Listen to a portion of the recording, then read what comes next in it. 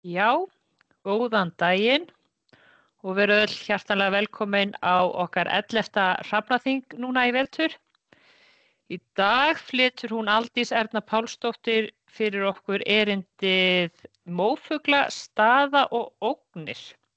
Hún ætlar að stikla á stórum rannsóknir sem að rannsóknarsetur HÍ á Suðurlandi hefur verið að gera áhrif ýmissa landnotkunar á nánasta umhverfi mófuglana.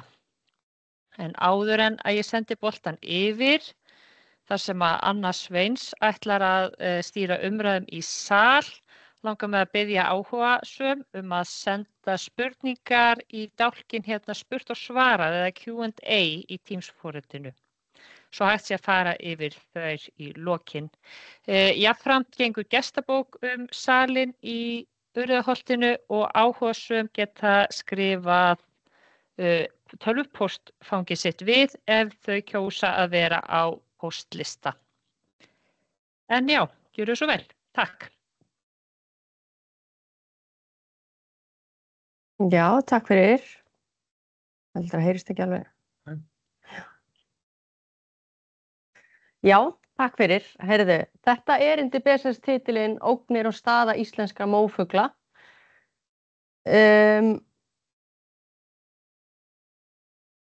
Og fyrsta spurningin sem að fær alltaf hvað eru mófuglar? Og það eru sem sagt þær tegundir sem að nýta sér þessi opnu búsvæði sem við erum með hérna á Íslandi. Og þetta eru svona algengustu mófuglarnir sem við erum með hérna. Það eru 2 spörfuglar sem eru skógarþraustur og þúfutittlingur. Og svo eru nokkrir vaðfuglar. Það er hrossagaukur og tjaldur, jaðrakannsstelkur, lóuþræll, spói og heiðlóa. Og á Íslandi eru mjög stórir hlutar heimstofna þessara tegunda. Og það eru 5% af öllum tjöldum og hrossagaukum í heiminum sem verpa á Íslandi.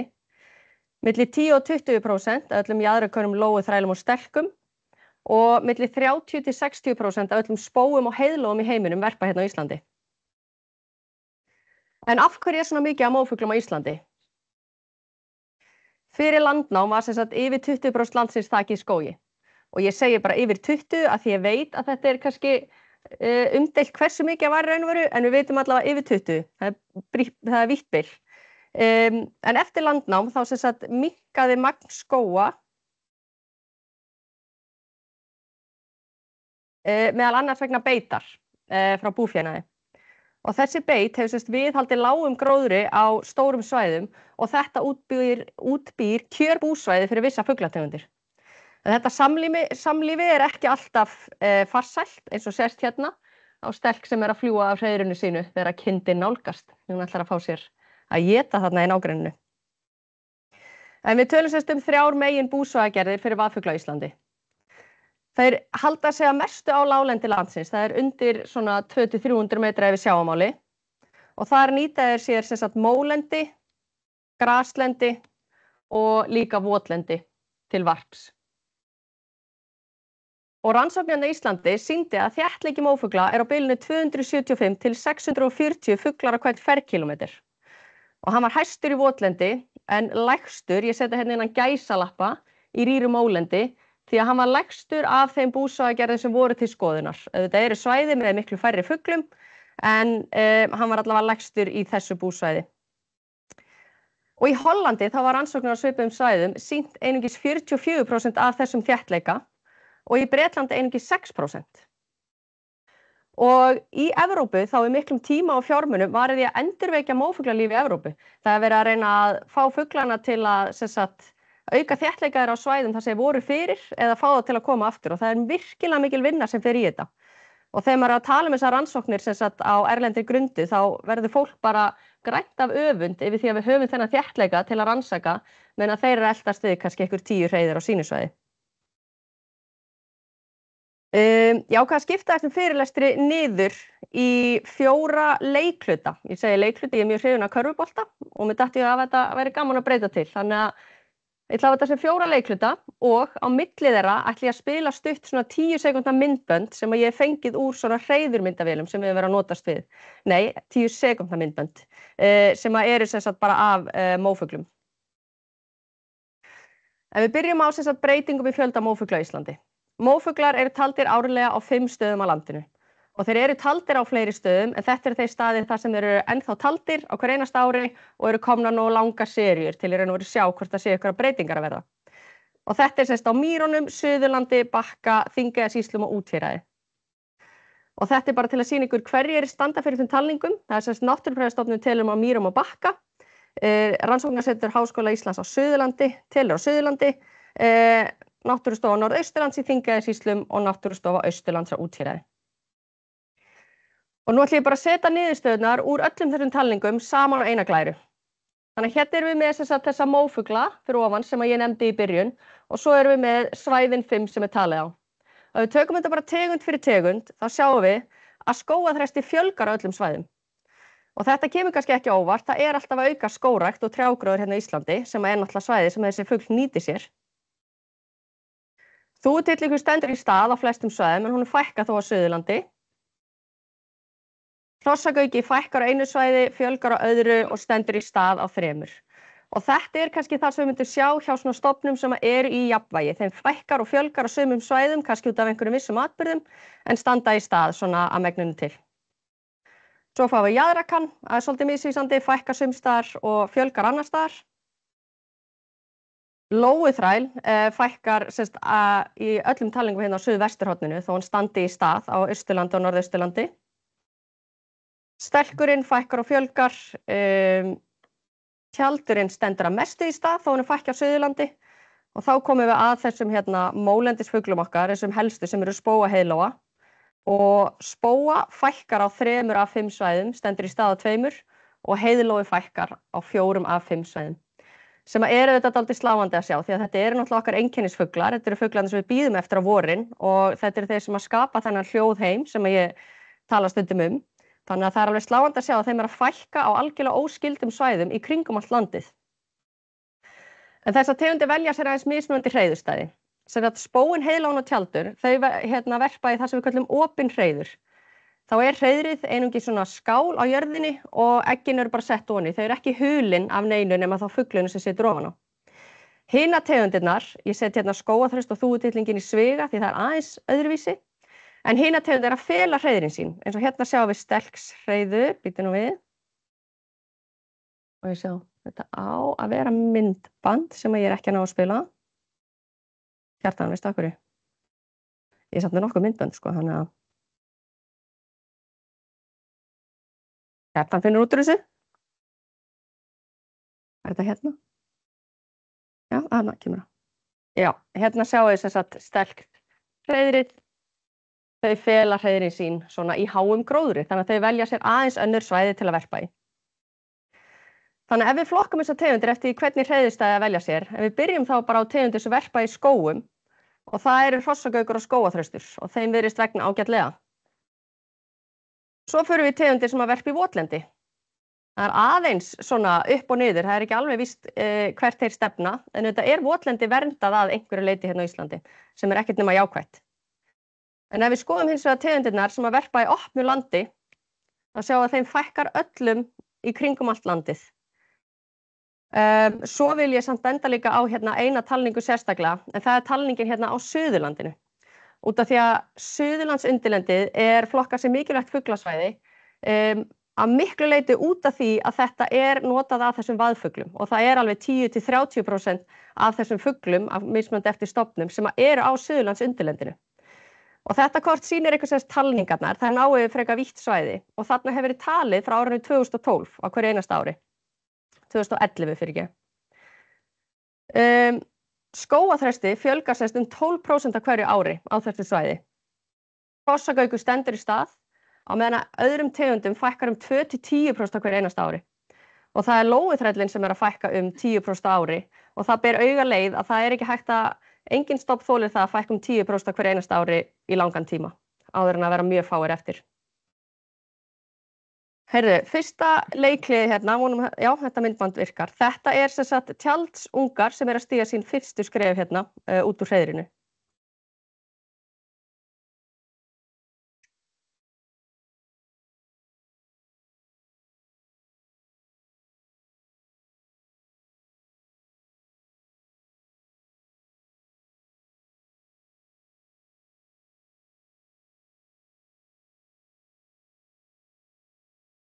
ótrúlega valtir en nokkuð sjálfbjarga með að við ungan aldur allavega. En svo spyr maður sig, hverjar eru orsakirnar fyrir að þessum fuglum að fækka í kringum allt landið á, eins og ég segi, svæðum sem að tengjast hvort öðru í raun og veru ekki neitt? Það hafa verið 3 svona megin orsakir sem eru nefndar mögulegar. Það eru breytingar á vetrarstöðum því að þetta eru auðvitað farfuglar sem fara af landinu á veturnar. Breytingar á afránsþrýstingi eða aukin umsvif manna. Og núna ætla ég að fara svona í þessar 3 orsakir og velta fyrir okkur hverjar gæti verið ástæðurnar. Byrjum á breytingum á vetrarstöðum. En hérna eru þessi fuglar allir í sátt og samlyndi á Íslandi yfir sumarið, nýbúnir að verpa og þeir halda til sinna vetrarstöðva. Byrjum hérna á skógaþrestinum sem að fer til Evrópu, en sumir dvelja á Íslandi árið kring. Sama með þúfutittlinginn, sumir dvelja á Íslandi, aðrir fara henni til Suður-Evrópu. Jaðrakan skiptist, hann fer bæði til Evrópu og Afríku. Lóuþrællinn fer ennþá sunnar í Afríku. Tjaldurinn fer að megnum til Bretlands, eða svona oppinn af honum, en mikið af honum líka á Íslandi. Lóan fer til Suður-Frakklands, fer að fá sér vín í Montpellier, meðan við þolum hérna skíta veðri á Íslandi. Spóinn fer dálítið langt niður í Afríku. Stelkurinn fer hérna til Evrópu og hrossagaukurinn til Írlands. Þannig eins og ég sjáu þá þetta ótrúlega stórt svæði sem þessi fuglar að dreifa sér yfir veturnar. En þeir sýna samt sömu stofnbreytingar hérna á Íslandi sem að svona bendir manni kannski í þá átt að það sé eitthvað að gerast hérna á Íslandi frekar en það sé eitthvað að gerast á vetrarstöðunum þar sem þeir eru svona dreifðar. Þá það afránsþrýstingurinn. En hérna þegar að fuglar verpa í hreiður þá annaðhvort heppnast hreiðrin eða þau misfarast og þau geta misfarist af ýmsum ástæðum. Stundum eru hreiðrin yfirgefin og við vitum ekki alveg af hverju það fullorðnir fuglinn bara yfirgefið hreiðrið án þess að ekkjan klekist. Stundum eru þau eyðilögð, þau geta verið sem sagt troðin niður af búfénaði eða mönnum eða jafnvel keyrt yfir þau. En algengasta ástæðan fyrir því að hreiður misfarast að þau eru rænda, eggin eru étin. Og afræningarnar á Íslandi eru sem sagt tófa, hrafn, kjói, mávar, stundum búfénaður, við höfum séð á taka 1 og 1 egg, en þetta er mjög sjaldgæft, og minkur. Og til þess að svara hvert afrán á hreiðrum á Íslandi, þá ætla ég að fara við rannsókn sem unnið við rannsóknarsetri sem nær yfir 9 ár, frá 2015 til 2024. Og hér erum við einungis að skoða hreiður vaðfugla, en ekki sem sagt skógaþrastar og þúfutittlings. Og ég ætla að fara aðeins yfir aðferðirnar. Fyrst þurfum við að finna hreiðrin og það sem hefur reynst best að keyra svona malarslóða og reyna þá að sjá einhver fuglarík svæði og sjá fugla sem eru með svona óðalshegðun eða jafnvel fugla sem að hoppa upp hérna frá hliðinu á vegunum. Við höfum reynt að ganga en að meðaltali þarf hver manneskja að ganga 5 kílómetra til að finna 1 hreiður svo þetta þjónaði ekki alveg sínu tilgangi. Þegar við göngum þá erum við stundum að gera það sem kallast að reipdraga, eða þetta kallast alls ekki að reipdraga, þetta það sem við köllum það, ég held að sé ekki til orðið yfir þetta. En þá höldum við sérst í svona sikkvotn endan á reipi og löppum og drögum þetta yfir sérst svona þýft landslag og þegar þetta skellur í höfðinu á fuglunum þá fljúgar upp á hreiðrinu og þannig finnum við því að þeir sitja stundum mjög fast á, jafnvel átti sér hliðin á hreiðrinu. Seinasta ári í rannsókninni fórum við að prófa okkur áfram með hitamyndavél þar sem að við getum séð fugla á hreiðri, þarna sjáum við svæðið sérst bara með venjulegri myndavél og hérna sjáum við þessi rauðu punktur lóa sem að lá á hreiðrinu. Þessi myndavél hefur alls ekki svarað kostnaði en þetta bara einhver svona græjudella í mönnunum sem ég vinn með þannig að bara gerir lífið skemmtilegra. Þegar við finnum hreiður þá þurfum við að meta klakstig. Það gerum við með því að setja eggin í vatn og láta þau fljóta og þegar eggin eru nýorpin þá eru þau á botninum, svo byrja þau að halla og fljóta svo upp á yfirborðið og þannig getum við reikna út hvenær það á að klekjast. Meðal nokkurri vissu, þetta bara svona 3 daga tímabil sem við vitum og þá vitum við hvenær við þurfum að kíkja hver eru þessast örlög þessa hreiðurs. Þegar það var mögulegt þá settum við hreiðmyndavélar eins og sést hérna og þær þá ná myndum af mögulegum afræningum. Síðan heimsækjum við hreiðrið þegar nær dregur áleiðinni og reynum að meta árangur, hvort það hefur étið úr eggjunum eða hvort að ungar hafi klakist. Þessar myndavélar sýna okkur síðan ef að hreiðrin eru rænd hverjir það eru sem að átu úr hreiðrinu og stundum það mjög augljóst eins og hérna sem að krummi kemur en stundum þarf maður aðeins að leita betur á myndinni en ég svona gerir ráð fyrir að þess ég er búin að sjá það núna hérna vinstra megin tófa að laumast burt með heiðlóegg. Og svo spurningin, hvert afrán á hreiðrum á Íslandi? Hreiður sem klekjast eru 52%, sem sagt rétt rúmlega helmingur hreiðra í rannsókninni þá klákust eggin. Fyrir sömu tegundir í Evrópu þá hlutfall hreiðra oft á bilinu 10–60%. Þannig að þetta í hærri kantinum á sem sagt svona á þeim hreiðrum sem klekjast, miðað við allavega Evrópu.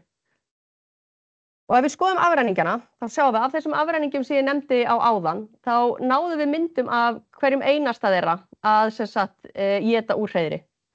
En hversu ofta gerðist var mjög mismunandi milli tegunda. Eins og þið sjáið þá minkurinn ekki mjög afkastamikill, þetta sáum held ég tvisvar að hann kom át úr hreiðri. En aftur á móti tófan lang afkastamest með yfir 50 staðfest tilvik þar sem að tófan át egg úr hreiðri. Ég vil samt benda ykkur á hérna þar sem stendur hrafnrefur, því þetta var dálítið áhugavert. Þetta gerðist tvisvar eða þrisvar að tófa kemur og tekur eitt egg, svo kemur hrafn og tekur annað, tófan kannski þriðja og hrafnin fjórða.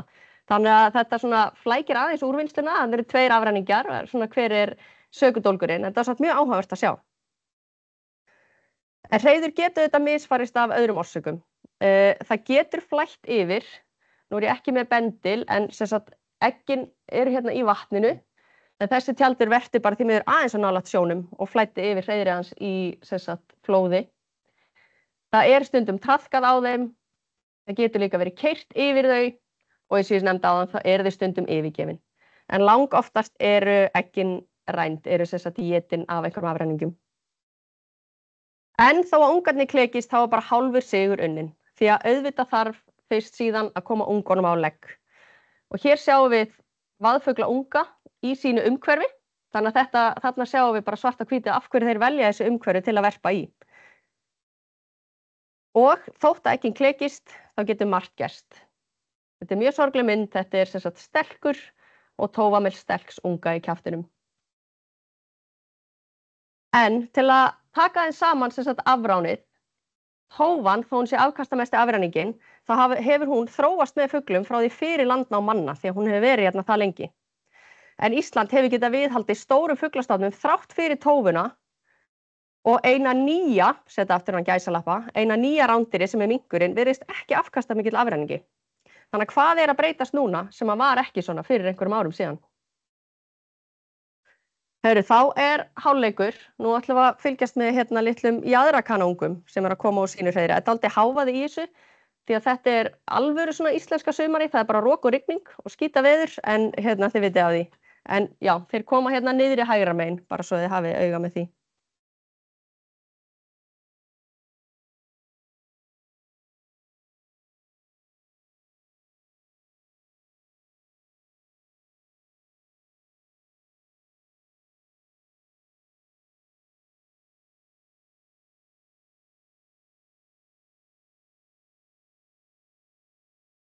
Þetta náttúrulega bara með því fallegasta sem maður sér. Það verður að segjast eins og Heyrðu, þá það þriðja sem ég nefndi sem eru aukin umsvif manna. Og ef við förum bara aftur á þessar talningar hérna á Suðurlandi sem ég nefndi og við skoðum talningasvæðið, þá hafa verið breytingar á bara innan þessara punkta frá því 2011. Og hérna sjáum við punktana árið 2011 og svo kemur hérna yfir sem sagt hvernig þeir hafa breyst til ársins 2022. Og þið sjáum hérna á þessum punkti búið að bætast við landbúnaðarland, vegur, 2 hús og aukin skógrækt í kringum húsin. Og sama hér annar svona punktur. Og þarna sjáum við það sama. Þannig að þetta okkur finnst þetta kannski alltaf vera svo lítið. Þetta bara 1 hús á einum punktu og eitthvað svona, en þetta á svo mörgum stöðum að það alltaf að aukast umsvif manna sérstaklega á láglendi hérna á Íslandi. Og áhrifin af þessum uppbyggingum afmarkast ekki einungis af því svæði sem fyrir undir uppbyggingu. Því að það búsvæðamissir fyrir tegundirnar þegar við förum með byggjum hús eða plöntum skógi eða setjum veg eða eitthvað. En svo líka ákveðin jaðaráhrif sem að þýðir að ef við setjum hús, þá ákveðið svæði í kringum húsin þar sem að fuglarnir verða líka fyrir áhrifum. Og þessi áhrif geta verið þrenns konar. Það geta verið jákvæð áhrif. Stundum eitthvað við þessi uppbyggingu sem laðar að fuglana og þá þeir hærri þéttleika nálægt nývirkinu, eins og ég kalla það hérna, og svo fækkar þeim eftir því sem að færast lengra frá. Svo geta verið engin áhrif, þar sem þéttleiki fugla eins nálægt eins og lengra frá nývirkinu og neikvæð áhrif, þar sem að einhverjum ástæðum fjöldi fugla er lægri nálægt nývirkinu og fjölgar svo eftir sem að þeir lengra frá. Og í doktorsverkefninu mínu var ég að rannsaka þessar gerðir uppbyggingar og jaðaráhrif þeirra. Og ég skoðaði áhrif í kringum sumarhús, skógrækt, vegi og raflínur. Og ég ætla ekki að fara allt of djúpt inn í þetta, þetta gæti verið alveg sér fyrirlestur út af fyrir sig. En ég ætla bara að sýna hérna stutta samantekt. En þetta er rosa mikið upplýsingum á einni glæru, þannig að einhvern tími til að fókusa, það það núna. Hér eru þessar 4 gerðir sem ég nefndi, raflínur, vegir, hús og skógrækt. Og hérna sjáum við alla fuglategundirnar okkar. Ef við byrjum að skoða hvaða uppbygging hafi neikvæð áhrif. Raflínur hefur neikvæð áhrif á 2 tegundir. Það eru spóin og stelkurinn. Vegirnir hefur neikvæð áhrif á 4 tegundir sem eru þúfutittlingur, lóu, þræll, heiðlóa og spói. Sumarhús neikvæð áhrif á 5 tegundir. Það er þúfutittlingur, jaðrakann, stelkur, heiðlóa og spói. Og skógrækt sömuleiðis neikvæð áhrif á 5 tegundir. Það er tjaldur, já, einhverja 5, ég sé ekki munur á litunum hérna. Það er tjaldur, lóu, þræll, heiðlóa, spói, jaðrakann. Svo eru auðvitað jákvæð áhrif, en þau eru töluvert minni. Sumarhús hefðu jákvæð áhrif á þéttleika hjá skógarþresti og skógrækt hefði jákvæð áhrif hjá hrossagauk og skógarþresti. En þessar tegundir við vitum að verpa í skógi, svo kemur kannski ekki á óvart þetta að við jákvæð áhrif á þeirra varp. En það sem við erum að sjá hérna er að viðkvæmustu tegundirnar fyrir þessari uppbyggingu eru heiðlóan og spóin sem sýna neikvæð áhrif á 3 og 4 gerðum uppbyggingar og þetta eru akkurat tegundirnar sem eru að fækka allt land. Og ekki nóg með það, hérna á Íslandi verpa yfir 50% af öllum lóum í heiminum og 30% af öllum spóum í heiminum sem þýðir að okkur ber bara alþjóðleg skylda, bara lagaleg skylda til að vernda þessar tegundir. Þannig að þetta er frekar voveiflega niðurstöður. En svo er spurningin, hvað ná þessi áhrif langt? Við gátum prófa fyrir fjarlægð á vegum og fjarlægð frá skógi hversu lengi fuglum eru að fjölga með fjarlægð frá nývirki og hvenær þeir eru búin að ná sínu fasta gildi. Og við sjáum að í báðum tilvikum þá var þetta milli 200 til 250 metra sem við sjáum þessi áhrif. Þá er fjöldi fugla að aukast fram að þessu og svo helst hann stöðugur eftir það. Og ef við prófum að setja þetta bara í samhengi við Ísland, hversu mikið af láglendi Íslands er innan 200 metra frá þessum uppbyggingum og þá er auðvitað tekið með þeir punktar sem að falla undir uppbyggingu, eru 0 metra frá þeim. Til að athuga þetta þá bjó ég til 100.000 það sem ég kalla tilviljanakennda punkta, þetta eru bara random punktar, mér vantaði bara betri íslenskt orð, en tilviljanakenndi punktar á láglendi Íslands. Svo setti ég yfir þetta þekju fyrir skógrækt, hérna eru ekki náttúrulega birkiskógar, þetta eru bara ræktaðir skógar. Svo bætum við ofan á það þekjuna fyrir vegi, dálítið mikið af vegum, en við þurfum nú að komast á milli, og að lokum þekju fyrir öll hús sem er á láglendi. Og þá kemur í ljós að 24% af öllum þessum punktum eru innan við 200 metra frá einhverju þáttum. Og ég veit ekki alveg, sumum finnst þetta kannski hljóma hátt, sumum finnst þetta hljóma lágt, en maður hugsar, ok, það er kannski 76% af Íslandi ennþá í boði fyrir þess að fugla verpa á. En það er ekki alveg þannig, út af því að það eru auðvitað mikið af Íslandi þakið vötnum og ám og augljóslega verpa þessir fuglar ekki í vötnum eða ám og ekki eru að fara að byggja sumarhúsin í vötnum eða ám. Þannig að þessi svæði eru að borðinu fyrir báða aðila. Sama með ógróin svæði, því þessi fuglar náttúrulega þurfa sína fæður sem þeir fá á grónum svæðum og fólk er ekki held ég tilbúið að setja sumarbústana sína í svona algjöra auðn. Og lokum er það í halla. Út af því að rannsóknir hafa sýnt að þessar tegundir verpa ekki halla. Það er líklega bara því að eggin eru kringlótt, gætu rúllað, en allavega þá verpa er ekki allstaðar þar sem er einhver halli. Og svo er spurning, hvar ber framtíðin í skauti sér? En auðvitað eru áætlanir meiri skóg á Íslandi. Nú þegar líka búið að samþykkja 7.000 sumarhúsareiti þar sem á enn eftir að setja húsin og þeim fylgja auðvitað fleiri vegir og raflínur. Þannig að við erum alltaf að ganga meira og meira á svæði þessara fugla og það að við séum strax nú þegar farin að sjá fækkun í þessum stofnum hræðir mann aðeins. En til að létta aðeins andrúmsloftið, þá skulum við detta í leikli hérna númer 3. Hérna sjáum við þetta drottningu allra fugla, en það sjáum við heiðlóa unga koma á sínu hreiðri.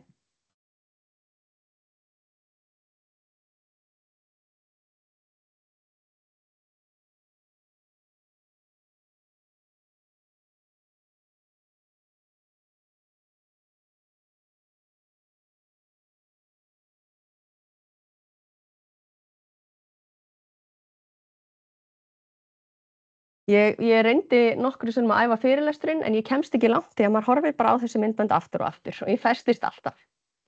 Að lokum ætla ég að fara í samspil mismunandi þátta. Það ekki alveg þannig að við getum sagt, já, það eru sumarhúsin, það skógræktin, það afránið. Við getum ekki sagt að sé eitthvað bara eitt sem að valda þessum fuglum fækki. Þetta oft samspil, en málið að náttúran, hún vön afráni. Og tökum inn að dæmi tjald. Tjald mjög langlífur, hann getur lifað í 40 ár, kemur aftur og aftur á sama staðinn að verpa og alltaf með sama makan, eða það nú stundum skilnaðir, við vitum það, en alla jafna. Og þeir byrja að verpa oftast 4 ára, þannig þetta mörg ár sem þeir hafa til að verpa. En segjum hérna að þetta par verpi bara 8 sinnum. Í hvert skipti verpa 3 eggjum og við vitum það náttúrulega bara úr svona lýðfræði að hvert par þarf bara að eignast 2 unga sem að verða fullvaxta og koma inn í stofninn til að stofninn sé stöðugur. Þannig að ef við erum með hérna 4 pör og hvert að verpa 8 sinnum. Við vitum þá rannsókninni að helmingurinn af eggjunum fer í afrána á eggjum. Við höfum ekki rannsakað hvað afránið á ungunum en segjum að það sé helmingur líka. Þetta myndi samt þýða að hvert par kæmi upp 6 ungum sem meira en nóg til að viðhalda stofninum. Svo kannski verða einhver ekki fullorðnir, finna sér ekki maka eitthvað slíkt. Þetta samt meira en nóg. Þannig að þessi fuglar eru vanir afráni og þar að leiðandi þá framleiðir miklu meira af eggjum en þeir þurfa í raun og veru yfir ævina. En segjum að við tökum búsvæðaeyðinguna inn í þetta og það sé búið að eyðileggja eitthvað búsvæði fyrir þessum fuglum. Þeir geta ekki verið þar, þeir geta ekki fært sig, það nóg af fuglum annars staðar sem eiga það svæði og tökum þá bara þessi 2 pör úr umferð. Þá hverfa allar þessar varptilraunir. En þá standa eftir nóg af fuglum. En það sem að gerist hérna oft að afrenningunum fækkar ekki og þar að leiðandi eykst afránsþrýstingur á þau pör sem eru eftir. Og þá sjáum við kannski að helmingurinn af eggjunum og helmingurinn af þeim ungum verður étin og þá allt í einu ekki verið að framleiða nóg af ungum til að viðhalda stofninum. Þannig að þetta mjög líklega eitthvað svona samspil margra þáttar sem að valda því þessum fuglum að fækka. Hvað góður körfuboltaleikur án framlengingar? Hér ætla ég að sýna ykkur myndband ekki af ungum. Þetta hérna alveg magna myndband sem við náum. Þetta tjaldur á hreiðri. Hreiðri sést þarna fyrir miðju aðeins til vinstri með 3 egg og það kjói sem ætlar að stela eggjunum. En hann verðað af mikilli hörku.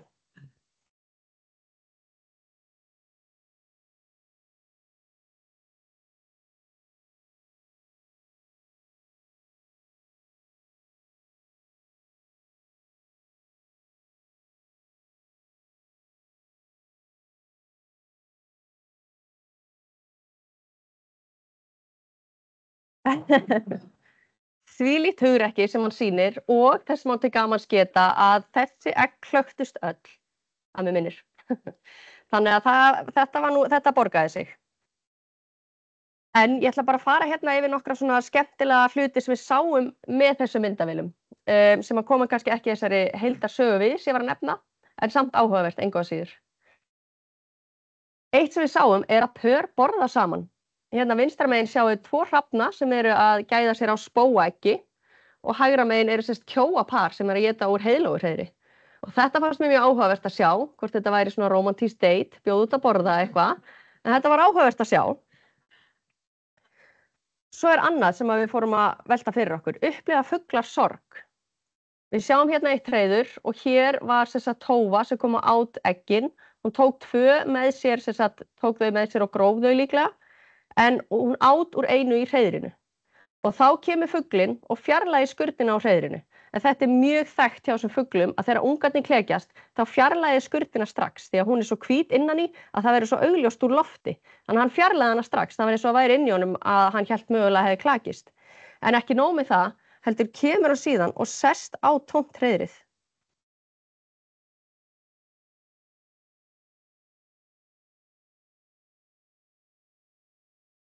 Og þeir sem hafi verið í kringum tjalda og tjaldsreiður, þið þekkið þessa hreyfingu, þetta hann að koma sér fyrir ofan á því sem maður hefði haldið að væru egg.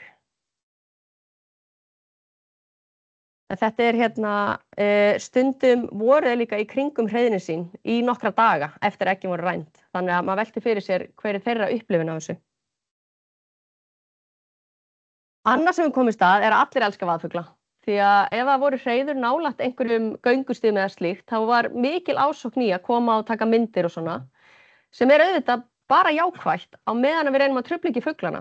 Því að til þess að við viljum vernda þessar tegundir og passa upp á þær, þá þurfum við að þekkja þær. Það er miklu erfiðara að vernda einhverja tegund einhvers staðar út í heimi sem þú aldrei séð, en það að sjá þetta í kringum okkur, það er svo mikilvægt. Þannig að auðvitað bara frábært að fólk skuli gefa sér tíma til að taka myndir og svona, eða bara staldra stutt við og er ekki að taka upp egg eða unga, þá bara frábært ef þetta vekur smá áhuga hjá fólki. Teka þann fram, persónuleg skoðun, kannski ekki allra. Fuglar verja hreiði sín á hörku. Við sáum hérna áðan tjald ráðast á kjóa og hérna sjáum við einn sem ráðast að hrafni og hinn tjaldurinn þarna á bakvið girðinguna að koma, að blanda sér í slaginn. Og það var ekki bara afræningjar sem fengi að kenna á því, en ég fekk að kenna á ýmsum, höggum frá tegundum sem ég vissi ekki að gogguðu í mann, en ég skil það nú vel. Svo sáum við það að tjaldar og kindur eru ekki alltaf perluvinir. Við höfum ótrúlega mikið af myndum þar sem að tjaldarnir að reyna að ýta kindunum frá og þær láta sér ekki segjast. Þannig að hérna er bara brot af því sem við höfum séð. En ef við fyrir stutta samantekt, fuglum sem að reiða sig á opin búsvæði, þeim að fækka. Þeim að fækka í heiminum og hefur fækkað mikið yfir seinustu ár og við erum núna farin að sjá merki þess að þeim fækki hérna á Íslandi líka. Þetta er líklega ekki drifið áfram að breytingum á vetrarstöðum, einfaldlega vegna þess að þær eru of stórar.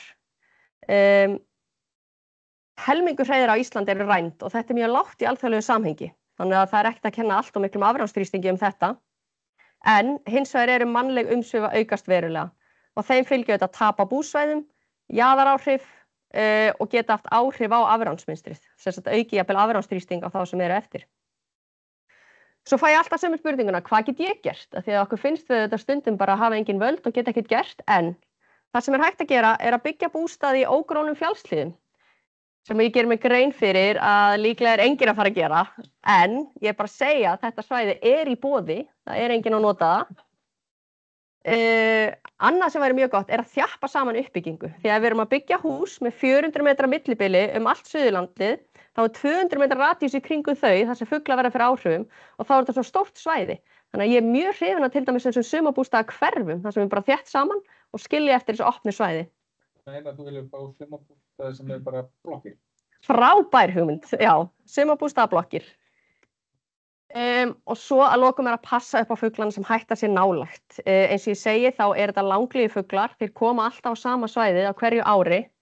Og eitt sem var mjög áhugavert sem kom í ljós í þessari rannsókn að tjöldum sem verpa nær þéttbýli gengur betur. Og eina ástæða fyrir að segja tjöldum að því að það er eina tegundi þar sem við höfum einhverja fugla í þéttbýli, þannig að við getum rannsakað þetta í raun og veru. Þannig að við þekkjum þetta að við höfum öll séð tjalda sem að verpa á veginum eða húsþökum og maður hugsar alltaf, æ, litli kjáni, hvað ertu að gera? Kemur í ljós, þetta er alls ekki svo kjánalegt. Hérna sjáum við sérst á X-ásnum hérna niðri, þetta er fjarlægð frá húsum.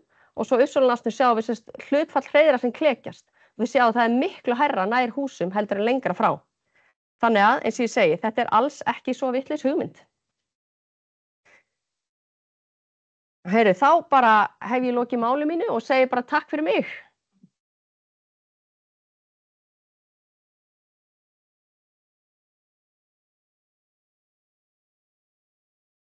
Takk fyrir þetta, Aldís. Eru einhverjar spurningar úr sal? Spurningar úr sal, það hérna með hljóðnema, það rétt ykkur. Já. Við byrjum ykkur að kynna ykkur líka. Komið sæl, Jóhann heiti ég. Ég með eina spurningu varðandi Hornstrandir. Þar var refurinn friðaður. Hvernig staðan á mófugli þar og líka svartfugli sem í berginu? Er einhverjar rannsóknir í gangi þar út af því? Takk fyrir þessa spurningu. Ég hef ekkert rannsakað á Hornströndum, þannig að ég er alls ekki manneskjan til að spyrja. Ég veit ekki hvort það sé ykkur annar í salnum sem vill koma með eitthvað, en ég bara, Ester kannski, ég vil allavega, ég ætla ekki að segja neitt sem ég veit ekki neitt um. Þannig að en já, þú getur kannski líka bara rætt við Ester hérna. Já, Ester.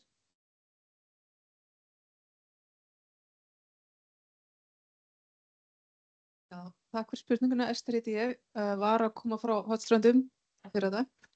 En það er ekki sem mófugl komið núna, en það er ekki mófuglatalning á Hornströndum, en ég hef nú reynt að vera þar síðustu 27. árið og geri óformlega mófuglatalningu sem sýnir svona stöðugt, myndi ég segja, eða vaxandi ástand.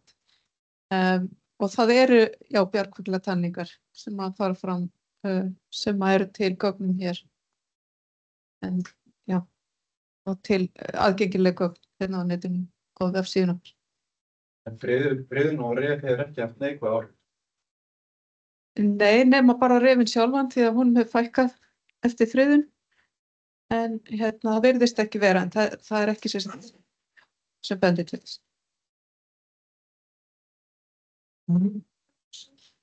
Já, ég er Ingvar, mig langar til að spyrja í sambandi við tófuna. Þið líkir væntum hana eins og fuglana. Er munur á afráni tófunar milli þessara staða? Þessara 5 staða? Mýrar, Suðurland og fyrir austan og norðan. Þessar rannsóknir á hreiðrunum voru svona bundna við suðvesturhornið, en alveg frá Snæfellsnesi og út allt Suðurlandsundirlendið. En við komumst eiginlega bara að því að tófan er allstaðar. Og við lentum alveg oft í því að fólk sagði, tófan er nú ekki hér, en svo sást hún í myndavélum. Þannig að ég sé ekki að það sé neitt munur. Einu staðir sem hún sást ekki voru sem sagt inn á Akranesi og í Mosfellsbæ. Og þar erum við náttúrulega með nokkur hreiður, svona í jaðri þessara þéttbýli staða. En þar sást hún ekki. Þannig að við erum allavega ekki að sjá í raun og veru neitt mynstur í útbreiðslu tófunar í þessu verkefni.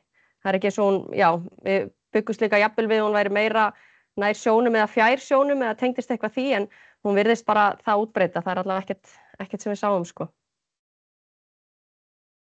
Fleiri spurningar?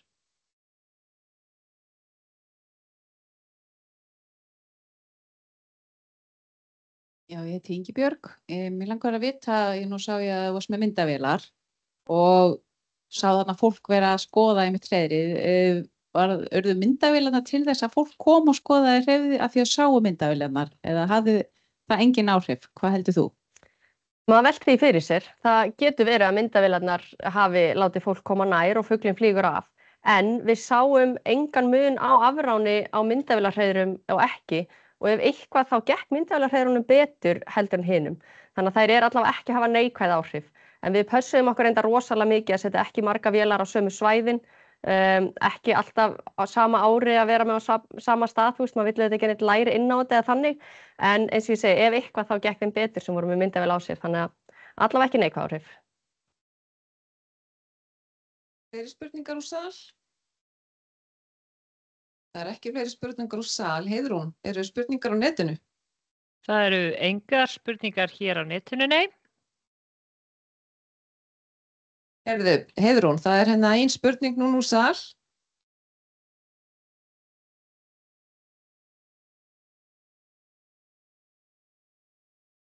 Já, Ester áttir. Ég er að spá í þessi fuglar, eru þeir ekki yfirleitt skordýraætur eða svona pödduætur? Jú. Er eitthvað, af því það nú hefur verið skordýravöktun ekki mjög svona ítarlega, en þar til eitthvað sem heitir fiðrildavöktun, eitthvað gögnum. Er eitthvað hægt að sjá samhengi milli þess að það sé eitthvað breytingar í fæðuframboði fyrir þessa fugla? Eða er það eitthvað búin að skoða það? Nei, það hefur verið skoðað aðeins bara hvað spóinn til dæmis er að éta. Og það við sjáum það fer svo mikið eftir hvar hann er mikið að berjum í kringum hann eða þú veist hvað það er, sko, en nei, það er náttúrulega aðeins kannski draumurinn að fara að tengja þetta saman, bara allt þetta mynstur, að byrja þá á neðsta stiginu sem er skordýrin og fæðan, koma svo upp og skoða fuglana og skoða svo afræningjana, hvort þetta haldist ekki allt í hendur, en það er bara stórt verkefni sem er auðvitað bara gaman að fara í og einhvers stað þarf að byrja, en við höfum ekki skoðað það sérstaklega, sko. Jæja, Heiðrún, þá held ég þessu komið hérna. Já, hér eru 2 spurningar sem voru þetta inn. Það er ógreindur aðili sem ógreindur, nú tala ég eins og ég sé að tala þarna í sveppagreiningunum. Hversu stórir eru þessi fuglastofnar í þúsundum og hver er talinn að vera í mestri hættu? Já, ég get ekki sagt það bara út frá hjartanum mínu hvað þeir eru stórir í þúsundum. En sko, hver er í mestri hættu? Ef við hugsum hversu mikið af heiðlóu til dæmis á Íslandi, þá þetta finnst manni og spóa, þá finnst manni eins og þetta séu kannski þeir stofnar sem við þurfum að horfa helst á. Því að við getum gert eitthvað til að bjarga þessum stofnum. En ef við tökum spóan sem dæmi, þá ein spóategund önnur, ekki okkar spói, sem nú þegar útdauð í heiminum og önnur spóategund sem gengur mjög illa, sem fjöruspóin, sem sést hérna aðeins, sem sést aðeins hérna á Íslandi. Þannig að það er svolítið erfitt að meta þetta hver er mestri hættu, en það virðist vera bara í Evrópu og jafnvel á heiminum að allar tegundir sem reiða svo opin búsvæði, þeim gengur illa og við þurfum kannski aðeins að axla ábyrgð með allavega þær tegundir sem við höfum svona stóran hluta af. En þú getur fara á síðu Náttúrufræðistofnunar og sé stofnmat. Næsta spurning er frá Róberti Stefánsinni. Takk fyrir frábært erindi, Aldís, og ég tek undir með honum með það. Heldurðu að dreifing myndavélana í afransrannsókninni gæti hafa haft áhrif á hlutfallslegt mikilvægi mismunandi afræningja í afráninu? Voru til dæmis nógu mörg hreiður nálægt strandlengju eða vatnsfarvegum til að nema afrán minks? Þetta er mjög góð spurning. Takk fyrir hana, Róbert. Það er leiðilegt að segja það, en auðvitað ræðst dreifing myndavéla að vissu leyti af landeigendum, af því að þegar þú ert að taka myndir og þarft að hafa leyfi. Þannig að auðvitað ræðst af því að við náum í fólk og við fáum leyfi til að koma þeim fyrir og líka við getum komið þeim fyrir á lítið áberandi hátt. Þannig að mögulega var mikið af myndavélum kannski inn til landsins meira, en við reyndum markvisst að setja við strandlengina til dæmis í kringum Stokkseyri og þar sem við erum með mikið þéttleika þessara fugla. Og það var akkurat þar sem við sáum annan að þessum minkum. Þannig að það er alveg möguleiki að það sé einhver skekkja í því. Og þetta væri gaman að sjá meira svona á strandlengjunni að prófa að setja fleiri myndavélar þar, sko. Þannig að það er alveg möguleiki. Já. Það eru allavega ekki fleiri spurningar héðan. Eru við uppurinn í sal? Já.